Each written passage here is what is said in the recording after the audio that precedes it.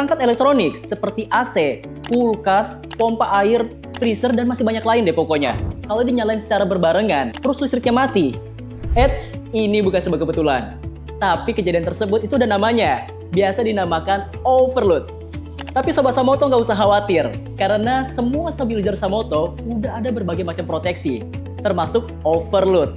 Nah, di video kali ini, kita akan bahas apa itu overload. Pastinya Sobat Samoto penasaran dong, bagaimana sih cara kerjanya?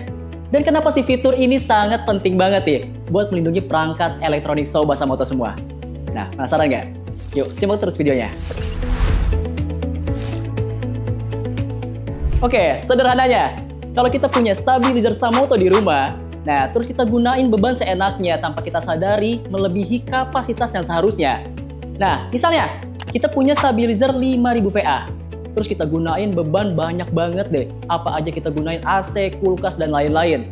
Sampai bebannya 6000 bahkan sampai 7000 VA. Nah, dari angka aja, ini udah lebih besar daripada kapasitas stabilizernya. Ini akan berakibat fatal loh. Seperti komponen internal stabilizer. Nah, ini akan bekerja jauh lebih berat, panasnya juga meningkat, dan resiko kerusakan juga pastinya akan meningkat drastis. Tapi Sobat Samoto yang udah punya stabilizer Samoto, gak usah khawatir, karena hal itu gak akan terjadi. Nah, stabilizer Samoto udah include proteksi overload, yang akan bekerja secara otomatis buat mengurangi kerusakan yang berlebih. Untuk sistem kerjanya, nah saat digunakan beban yang berlebih, indikator overload di LCD display stabilizer akan menyala. Dan di saat itu juga tegangan akan diputus seketika.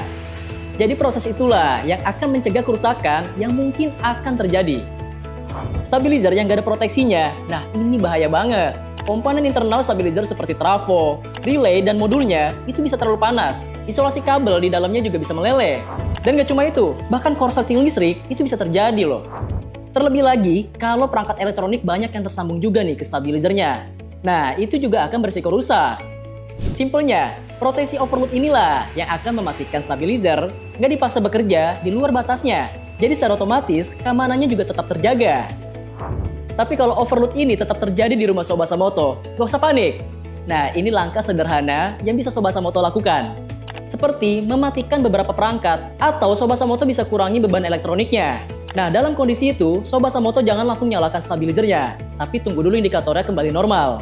Karena dengan begitu, stabilizer akan bekerja dengan kondisi yang lebih ideal dan pastinya lebih aman.